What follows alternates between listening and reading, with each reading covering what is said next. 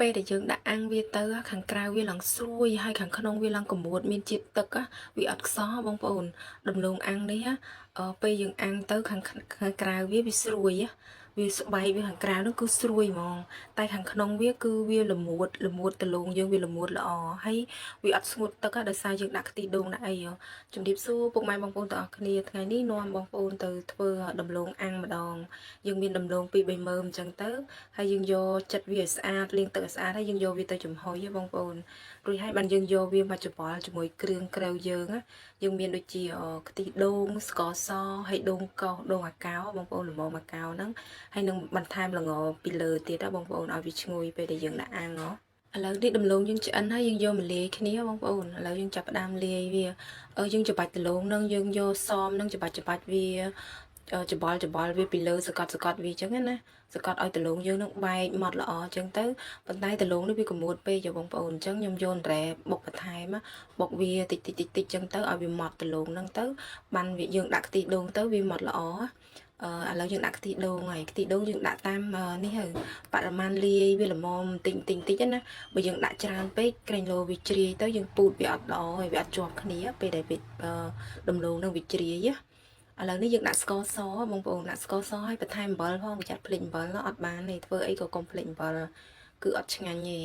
ឥឡូវនេះយើងដាក់ដូងចំណិតដូងកោសយើងបងប្អូនយើងដាក់ទៅតាមការចូលចិត្តដាក់ប៉ុណ្ណាក៏បានដែរតែខ្ញុំដាក់មកកូនចានហ្នឹងនិយាយទៅអាំងទៅឡើងឈ្ងុយហ្មងបងប្អូនអើយឆ្ងាញ់មែនតែនបើសិនជាបងប្អូនមានទឹកដោះគោខាប់អាចដាក់បន្ថែមទឹកដោះគោខាប់ឲ្យបន្ថយបរិមាណស្ករសដោយសារខ្ញុំអត់មានហើយខ្ញុំអត់សូវញ៉ាំផងឥឡូវនេះយើងរួចរាល់ហើយយើងយកវាមកពូតធ្វើជាដុំដុំលោកដូចគេលក់អញ្ចឹងបងប្អូនតែខ្ញុំដាក់ថង់អញ្ចឹងទៅយើងលាបប្រេងឆាបន្តិចទៅបន្ទាប់មកយើងយកកូនចានមកសកត់ពីលើវាយើងធ្វើអញ្ចឹងហើយយកកូនចានមកសកត់ធ្វើជារាងមូល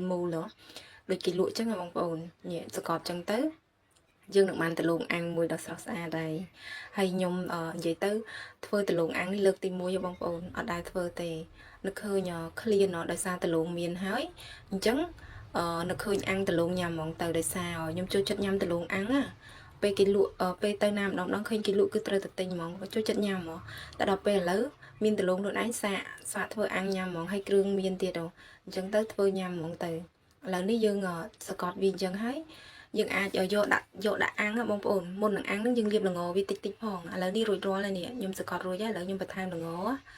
ហ្នឹងយើងដាក់តាមការចូលចិត្តទៅដាក់ច្រើនដាក់តិចអីចឹងតែដាក់ច្រើនឈ្ងុយណាបងប្អូនពេលអាំងទៅ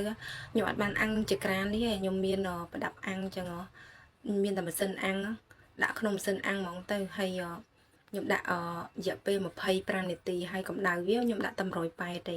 ឡងឈ្ងុយហ្មងបងប្អូននិយាយឃើញទេអានេះឆ្អិនណារួចរាល់ហើយណាឡើងឈ្ងុយមែនតែនហើយពណ៌ឡើងស្អាតហ្មងអូយមិននឹកស្មានថាខ្លួនឯងធ្វើលើកទី1ហើយស្អាតចឹងឯងអត់និយាយទៅវាស្អាតទាំងពណ៌ទាំងបុលហើយឆ្ងាញ់ទៀតនិយាយសុំទៅសើខ្លួនឯងមែនតាធ្វើលើកទី1ហើយបាន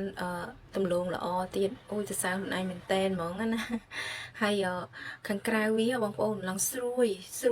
និយាយទៅស្រួយហើយដល់ពេលយើងកាច់វាមកបងប្អូនហើយខាងក្នុងហ្នឹងវាមានដូចជាតិសំណើមមានជាតិទឹកហើយឡើងកម្រួតហ្មងឡើងទុនវាអត់ស្រួយខាងក្រៅហើយវាអត់ស្រួយខាងក្នុងឯងវាស្រួយតែខាងក្រៅតែយើងកាច់វាមកខាងក្នុងវាល្មួតហើយមានជាតិទឹកវាអត់ខ្សោះហើយញ៉ាំទៅឆ្ងាញ់មែនតើខ្ញុំមិននឹកស្មានតែខ្លួនឯងធ្វើបានអញ្ចឹងឯងអូយសប្បាយចិត្តណាពេលធ្វើអីកើតអញ្ចឹងណាហើយបងប្អូនឲ្យមើលណែមើលសបល់មើលពណ៌គេហើយរសជាតិក៏អែមដែរបងប្អូនអរគុណច្រើនជម្រាបលា